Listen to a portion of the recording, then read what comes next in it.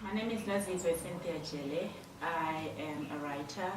I've written a novel called Happiness is a Four-Letter Word. It was published in 2010 with Kwela Books. I also I've contributed a number of short stories in various magazines as well as online platforms.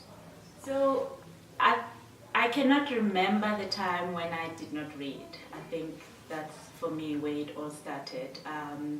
We didn't have books as such at home. Like I didn't grow up with Cinderella and all the children's stories that are out there.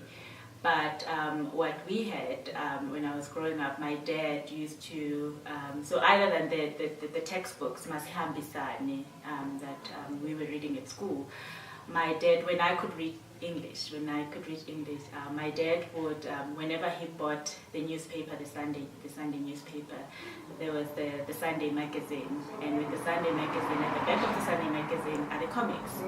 So, my brother and I will almost fight for the comic, for the comic section of the Sunday magazine. I didn't do literature at school, so I didn't study English. So the reading was just something that I've loved, and I went through a phase where I was reading everything that was on the Oprah list. So when Oprah still had a book club, so I just went through all of that. But then as I got older, I realized that I had not read enough African literature.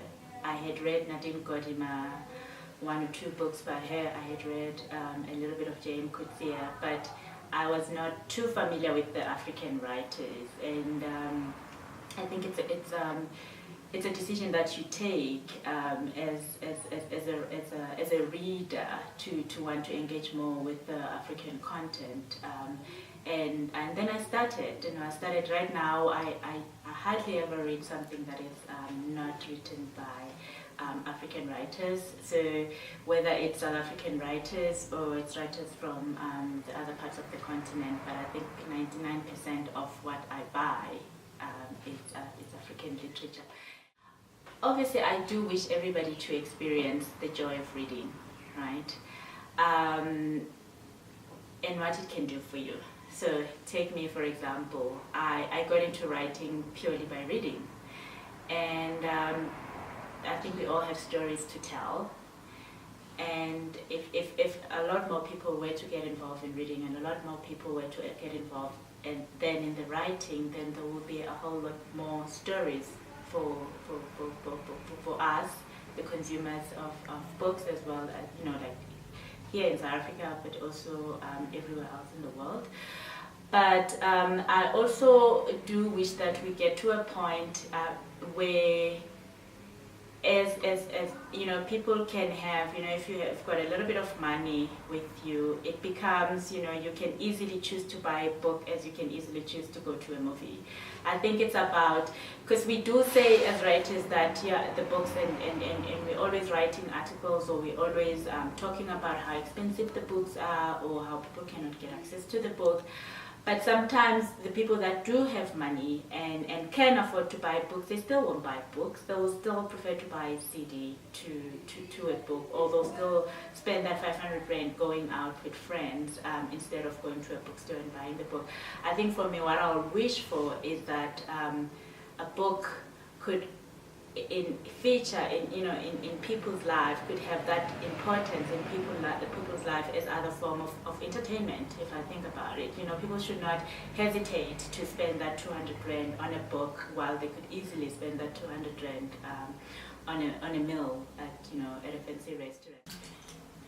I think the other thing that I would like to see is getting children interested from a very, very young age. I was, many years ago, I was an au pair in the US, and this was very new to me, that, before the kids go to bed, you have to read them a bedtime story. And I was looking after a 4-year-old and an 8-year-old, so the 8-year-old was able to read. But the 4-year-old, if the parents were not there, I had to, get into bed with the 4-year-old and read the 4-year-old the book. Otherwise, she would not go to bed. She would just not go to sleep. And sometimes you read the same book over and over and over and over. And then I understood why they were doing it like that. Because when you read the same book over and over and over, they get to know the story. They can tell the story without you reading to them. They know what's going to happen, but also they get to follow the words, and then they can read the words because they've seen this word. This is what cat is spelled, and they can see when I see CAT, that's cat. So it's a way of also teaching them how to read. It's not just like teaching them to appreciate the story, but it helps in helping them how learn to read. My wish is for every South African to have experienced the joy and the pleasure of reading and reading for pleasure. It doesn't have to be fiction, it can be non-fiction, but anything. A book. I think a book is really is one of the gifts that